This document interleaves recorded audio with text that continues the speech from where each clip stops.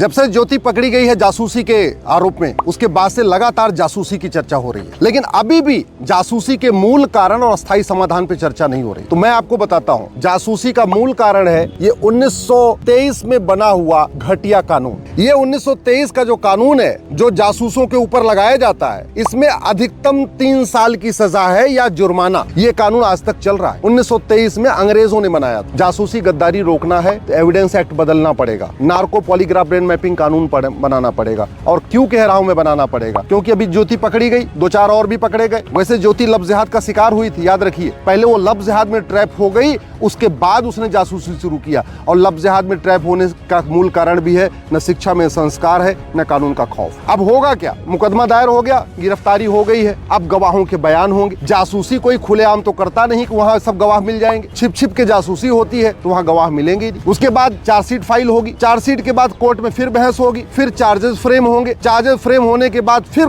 गवाही शुरू होगी, फिर क्रॉस एग्जामिनेशन शुरू होगा, उसके बाद फिर डिस्ट्रिक्ट कोर्ट का फैसला आएगा, फिर हाई कोर्ट का फैसला आएगा, फिर सुप्रीम कोर्ट का फैसला आएगा। अब ज्योति क्या करेगी, ये अपने आप को निर्दोष साबित करने के लिए 50-50 हजार पे 50 गवाह खरीद लेंगे, इसलिए मुकदमा लंबा चलेगा। मुझे समझ में नहीं आ रहा है, ज्योति और ज्योति के साथ जो 6 गद्दार पकड़े गए, इन सब का narco polygraph brain mapping test कर देते हैं, सारी सच्चाई सामने आएगी, अगले सप्ताह इनको उठा के सजा दे देते हैं। क्यों चाहिए ये पूरी लंबी चौड़ी कवायद, गवाहों के बयान, फिर क्रॉस एग्जामिनेशन, फिर तारीख पे तारीख, क्यों चाहिए ये घटिया सिस्टम।